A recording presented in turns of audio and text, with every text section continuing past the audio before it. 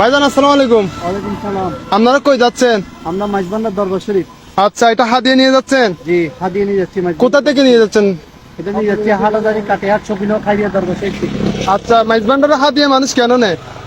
ভালোবাসার উপহার, মুর্শিদের বাড়িতে, মুনিদের বাড়িতে ভালোবাসার উপহার নিয়ে যাচ্ছে। এখন আপনারা তো ভালোবাসা হিসেবে নিয়ে যাওয়ার সময় অনেকে অনেক কিছু বলে, হাদিয়া নিয়ে যায়, এ নিয়ে যায়, সে নিয়ে যায়। এটা সম্পর্কে আপনার অভিব্যক্তি কি? এটা অনেকজন অনেকগুলো বলবে, যাদের ভালো লাগবে না, যাদের কিছু লাগবে না তারা বলবে। আমাদের কে কি বলে এগুলো শোনার টাইম নেই। মুর্শিদের দরবারে সর্বোচ্চ গোলামি করা আমাদের সর্বোচ্চ উত্তম। আলহামদুলিল্লাহ, আলহামদুলিল্লাহ। তো আপনার সাথে এটা সবাই একসাথে নিয়ে যাচ্ছেন না? আমরা সবাই একসাথে।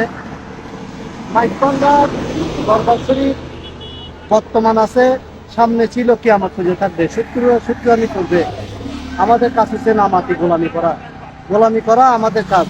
এর সাথে দরজা বিবাদ তর্ক বিতর্ক করা আমাদের কাজ না। আলহামদুলিল্লাহ, আলহামদুলিল্লাহ। আচ্ছা, ঠিক আছে ভাইজান, আপনাদের জন্য অন্য অন্য পীররা হিংসা করবে, মানুষ হিংসা করবে, কারণ মাইজবান্ডার দরবার শরীফের মতন মোষ গরু ছাগল হাদিয়া কোনো জায়গায় পড়ে না। মাইজবান্ডার দরবার শরীফের মতন মানুষ কোনো জায়গায় আসে না।